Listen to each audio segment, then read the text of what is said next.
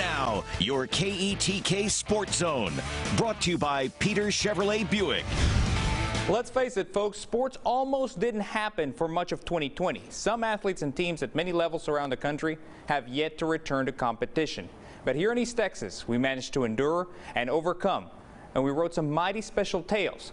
So I present to you our top 10 sports stories of 2020. Number 10, the Tyler Legacy Lady Raiders won a girls basketball district title for the first time in 34 years. Coached by Legacy alum Ross Barber and spearheaded by TCU signee Aaliyah Morgan, the Lady Raiders went 28-7 on the season. And that 1986 squad, by the way, was also the program's last team to reach the state tournament.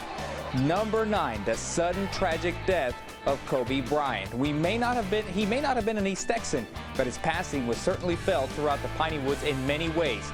Bryant and his daughter Gigi were killed along with 7 others that included former University of Houston baseball player and coach John Altobelli when their helicopter crashed on January 26th. Number 8, the Houston Astros sign-stealing scandal. While reports began to surface late in 2019, it was on January 13th of this year when MLB's investigation revealed findings that a camera system had been used to relay pitch types to Astros batters. On that day, manager A.J. Hinch and general manager Jeff Luhnow were fired and both suspended by MLB for all of 2020. Number 7, between March 11th and March 14th, the entire sports world nationwide came to a standstill due to the impending spread of the coronavirus pandemic. The stoppage would also move the 2020 Tokyo Olympics to the summer of 2021. But as you can see, East Texas high school and college athletes persevered and figured out ways to work out on their own. As a result of the shutdown, the state boys basketball tournament was cut short, leaving 3 East Texas teams, La Pointe, Martins Mill, and Shelbyville, with their seasons in limbo. The UIL ultimately awarded all teams that were still in contention at the time of the stoppage state championship trophies. Number 5, White House alum Patrick Mahomes. Well, he certainly had a pretty good year. In July, the Kansas City Chiefs quarterback signed the largest contract ever in pro sports, worth over $500 million for a total of 12 years. He also got engaged to his girlfriend, Brittany Matthews, and the two are expecting a daughter. Number 4, in October against the New York Giants, Cowboys quarterback Dak Prescott suffered a devastating injury that would end his 2020 campaign.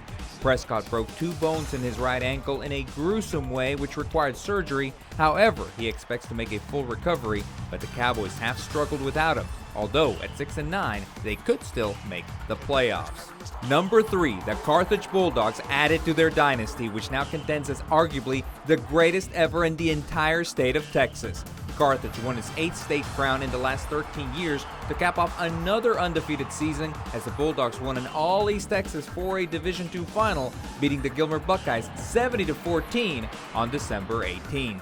Number 2, the Lindale Eagles captured the imagination of East Texas, making a run to a state title game for the first time in school history.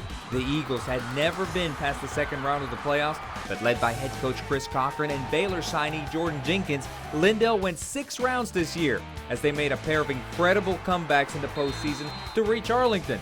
The Eagles ultimately fell in the 4A D2 championship game to Argyle 49-21. And our number 1 sports story of 2020 is Mr. Patrick Mahomes again. The East Texan led the Kansas City Chiefs to their first Super Bowl title in 50 years. Mahomes led KC to 3 consecutive come-from-behind victories in the playoffs that included rallying from a 20-10 fourth-quarter deficit in the big game, cementing himself as the new face of the NFL.